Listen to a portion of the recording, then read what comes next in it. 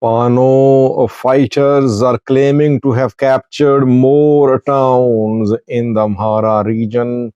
They claim they have captured a senior officer of the Ethiopian National Defense Force. We have details for you in this video. Secondly, Mihret Wodajo gave an interview a few hours ago. It seems that he shared a guideline for his fighters. Such guidelines are shared during wars by militaries. What did Mihret Wodajo say? And secondly, TPF, Tigray Peace Force, has released a video showing new arrivals. Over 60 has joined Tigray Peace Force. In a related development, reportedly, Zaidu Haftu spoke about TPF fronts. Zaidu Haftu is a senior Tigray military officer who has allegedly joined Tigray Peace Force.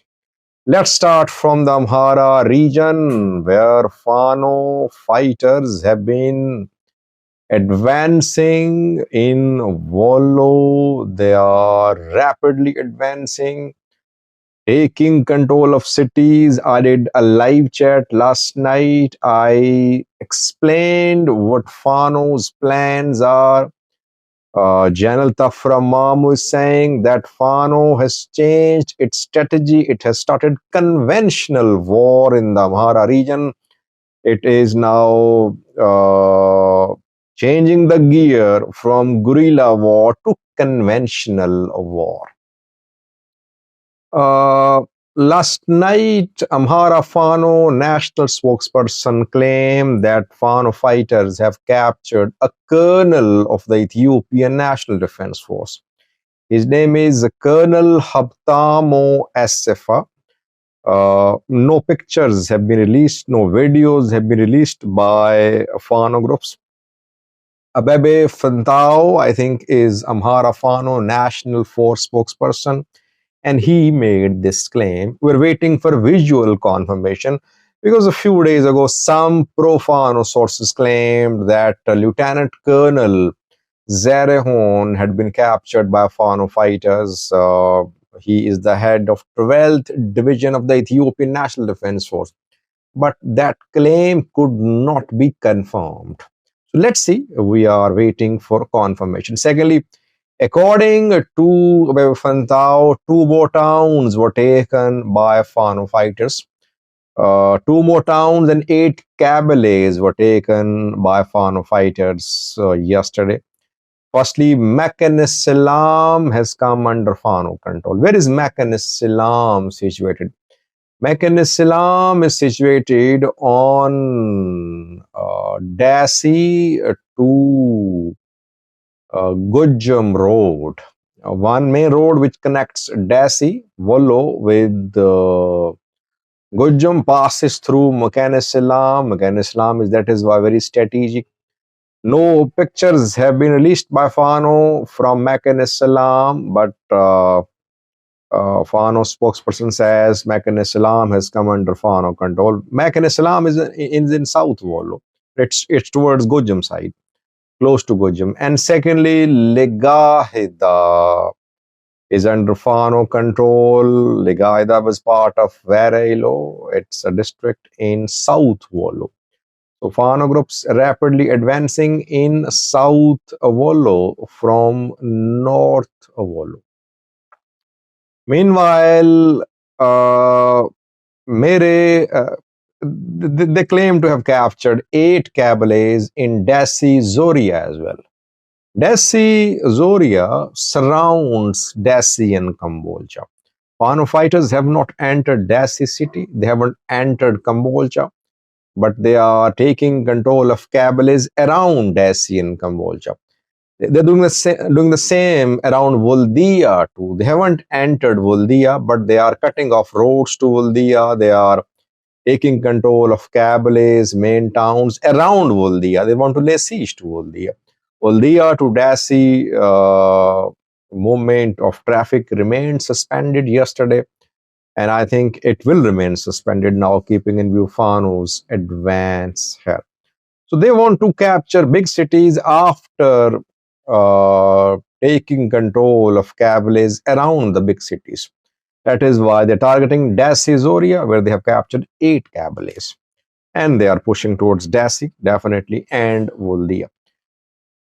Mihret Wodajo gave an interview last night and he shared guidelines for his fighters.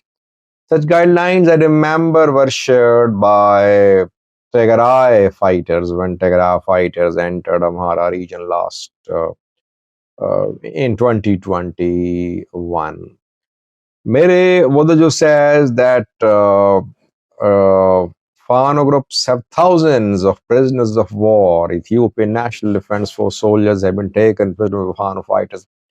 Some of these soldiers are injured. He requested International Committee of Red Cross to receive these ENDF soldiers.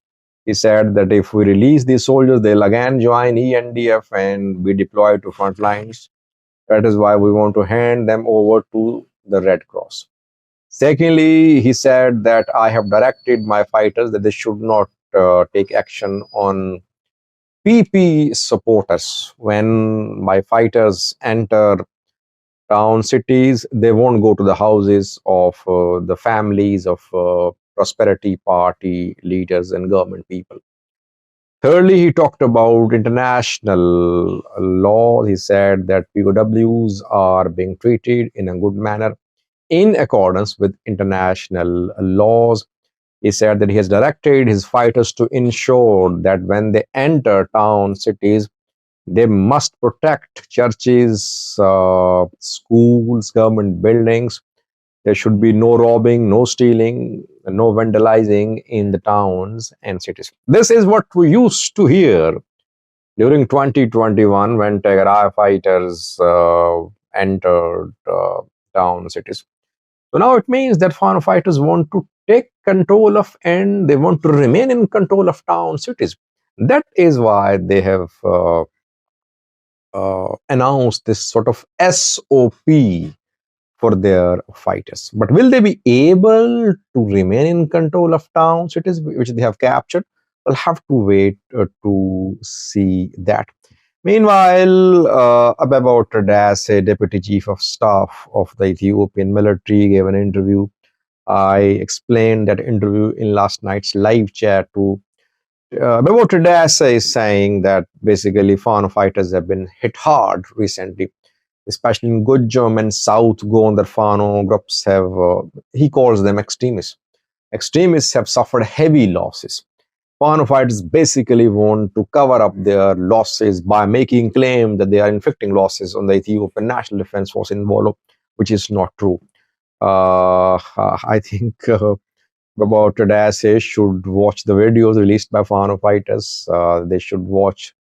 He should watch the videos. Pictures should be taken into account by Abeba Tadase.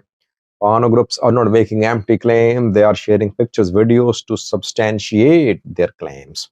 Military's claims are without evidence. Fano's claims are backed by evidence. Secondly, was Tigray Peace Force claim that more fighters have joined it. Over 60 has joined Tigray Peace Force.